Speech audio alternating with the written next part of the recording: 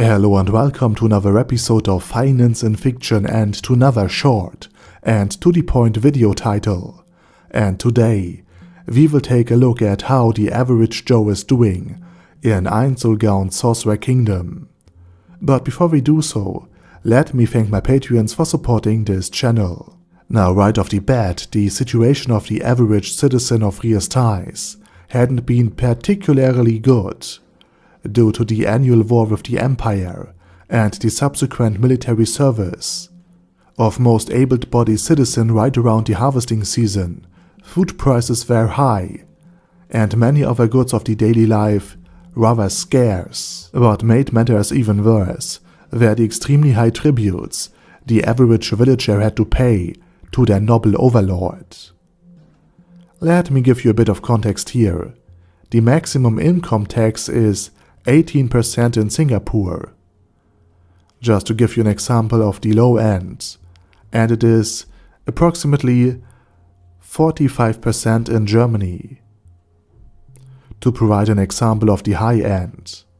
But again, many citizens don't pay this kind of tax. A German with an average income approximately pays 12% in income taxes, and only a third of the paycheck is going to the state.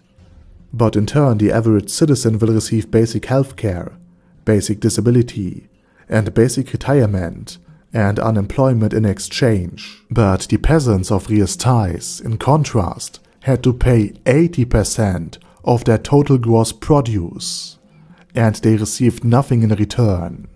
And this mismatch of high taxes on one hand and almost total neglect on the other is illustrated when Henry was trying to ask the Adventurer Guild for help during the 8th volume. And remember, the guild is a non-government related supranational entity, and the fees they would require for their services were completely out of reach for the average village girl.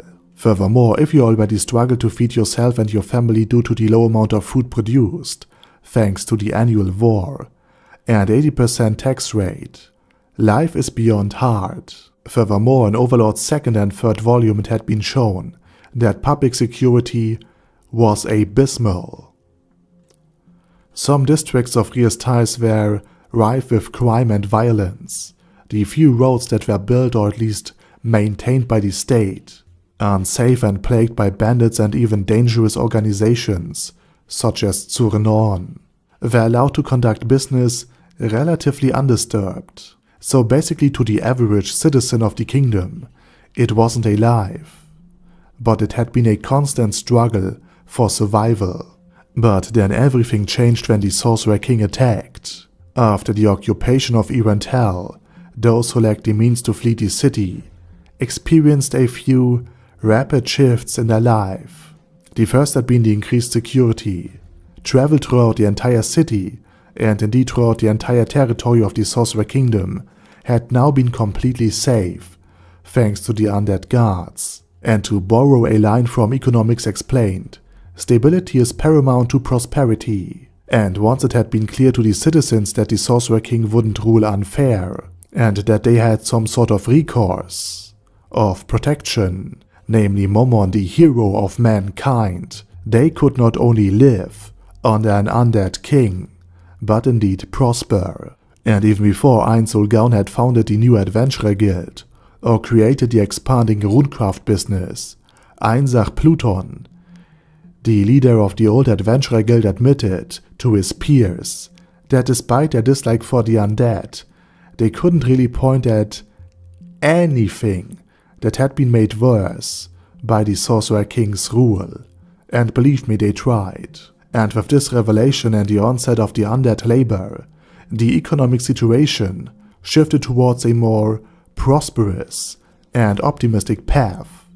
For example, the dwarves that migrated towards Ainz even told Remedios and the rest of the Liberation Army in Book 12 that they had gained weight, and that they were worried not about the Sorcerer King or any of his undead minions, but about what their wives would say when they came back home with a nice round belly in tow.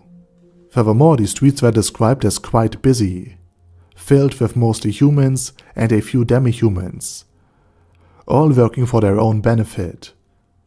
So either the taxes had been reduced drastically, or the income had risen to such a level that even an 80% tax rate couldn't stand in the way of living a nice and comfortable life anymore. The Sorcerer King also personally created and supervised the construction of affordable public housing for demi-humans and heteromorphs, who, thanks to their unique and vastly different bodies, wouldn't fit into standard human homes. Furthermore, he provided the former inhabitants of the Pauper District with undead and other means to rebuild villages destroyed by the theocracy, and therefore Ainz turned them from welfare recipients with nothing to lose but their lives into tax-paying citizens with a future ahead.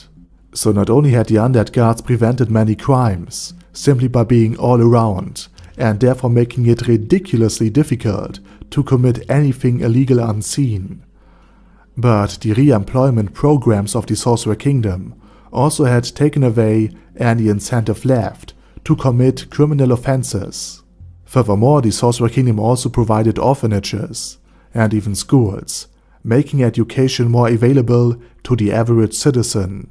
And lastly, the Sorcerer King has been considerate enough to personally order a hold on any statues built in his own image if they would block direct sunlight for the surrounding buildings. So while the average citizen of the Sorcerer Kingdom wasn't rich, they had all they need to succeed in life on their very own.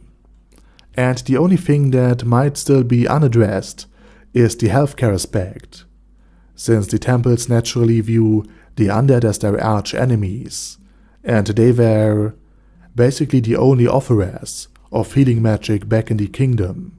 So healing magic could still be rare and very expensive, though at the very least, the temples don't hold a monopoly on it anymore, therefore allowing members of the reformed Adventurer Guild to heal the citizens directly without any need for payment, or just for symbolic payment. Though again, as of yet, we have very little information about this aspect, so the last part is based on my own logical conclusion.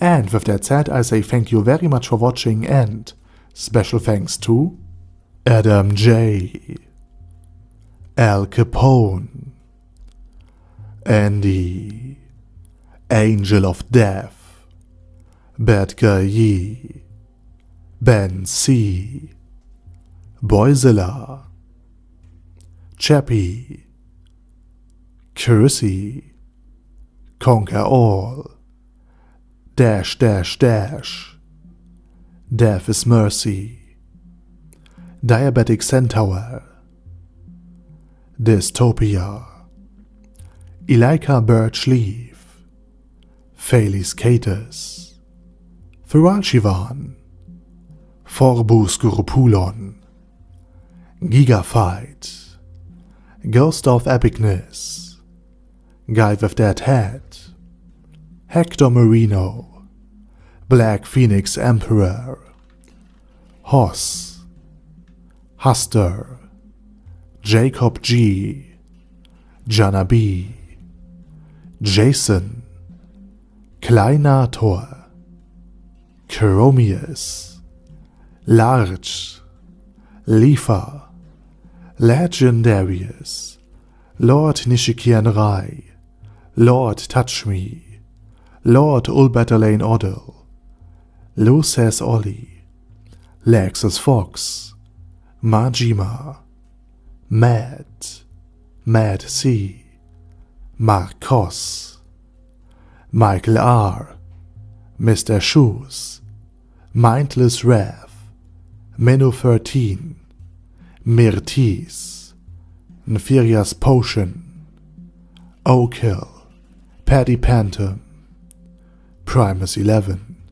Sasuga Einsamer, Sebastian, Shadow Lightning Wolf, Surge, Sparkly Unicorn, Sunlight, The Mad Alien, The Orc Warboss Rock Edsmasher, Ultra Suck, Vash Hawkeye, Venture Fanatic, Zoggo Bane of a Lot, and Zonagon. Thanks guys. Anyway, have a nice day, and I hope to see you all again soon on my next video. Over and out.